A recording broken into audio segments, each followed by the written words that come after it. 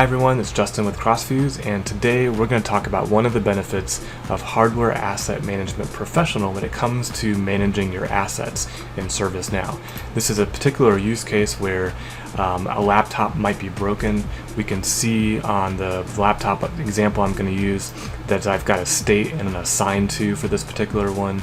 We can see a location associated for Hamburg, and if we look at the allocations tab for this laptop, we see that there is Adobe Systems InDesign software actually installed and associated with this laptop. Now in my incident example, I'm going to create an incident and we're going to swap this asset for one that's in stock. So I'll show you that in stock asset so you can see what it looks like. If we go to that same general tab as before, we see this one is in stock. It's in the Southern California warehouse. The substate is available and it's set to the location of Santa Ana, California. Now on the allocations tab, we can see that there are no software allocations associated with this particular device. So we're set up now to actually replace a broken laptop with one that's hopefully working and in stock. We'll navigate over to incidents. I'll go ahead and start a new one.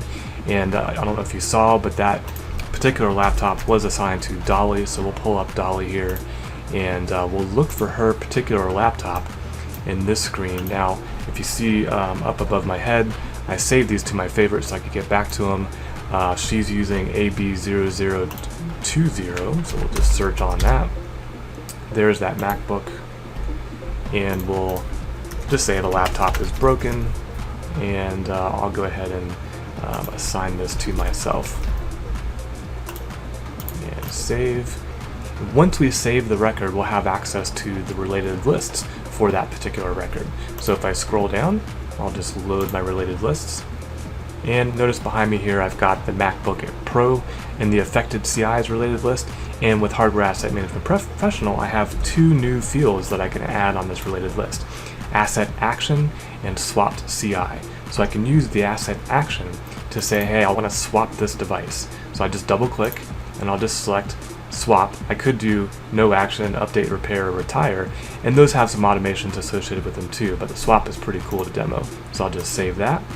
Once I've done that, I'll go ahead and find the replacement asset so we can know, we can tell the system what actually replaced that broken laptop. So again, I'm going to use the shortcut I have there for the one that I found, AB0009, and we'll select that, and I'll just save.